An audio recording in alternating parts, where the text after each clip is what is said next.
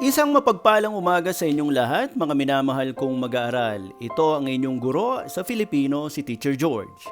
Naway sa pagsikat ng bagong araw na ito ay matagpuan kayong nasa mabuti, payapa at ligtas na kalagayan. Naway ang bawat isa sa inyo ay patuloy na pagkalooban ng lakas ng katawan, linaw ng isip at kapanatagan ng kalooban sa kabila ng mga pagsubok na dulot ng panahon.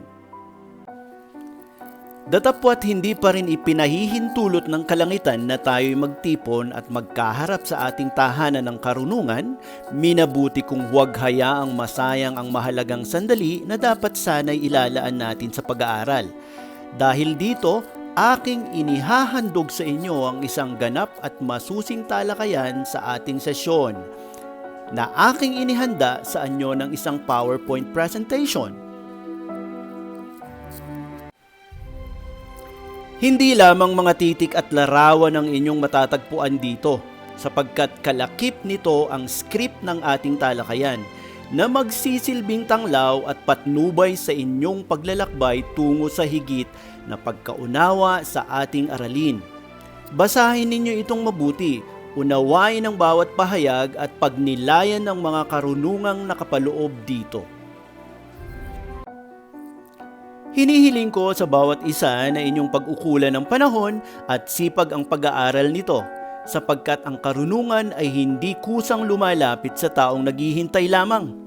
Ito'y natatamo ng pusong masikap, ng isip na mapanuri at ng taong hindi sumusuko sa harap ng anumang balakid. Bagaman tayo'y pinaglalayo ng unos at panahon, naway hindi nito mapaglayo ang ating mga hangarin sa pagkatuto. Ang silid-aralan ay maaaring manatiling walang laman, datapwat ang pintuan ng karunungan ay nananatiling bukas para sa sino mang nagnanais matuto. Kaya't aking inaanyayahan ng bawat isa na pag-aralan ng buong sipag at tiyaga ang ipinadala kong babasahin at talakayan. Naway sa ating muling pagkikita ay dala ninyo hindi lamang ang mga sagot sa ating aralin, kundi maging ang mga bagong kaalamang magsisilbing baon ninyo sa mga darating pang mga araw. Naway maging ligtas, maging mapagmatyag at manatiling masigasig sa pag-aaral. Magandang umaga sa inyong lahat. Muli, ito ang inyong guro sa Filipino, si Teacher George.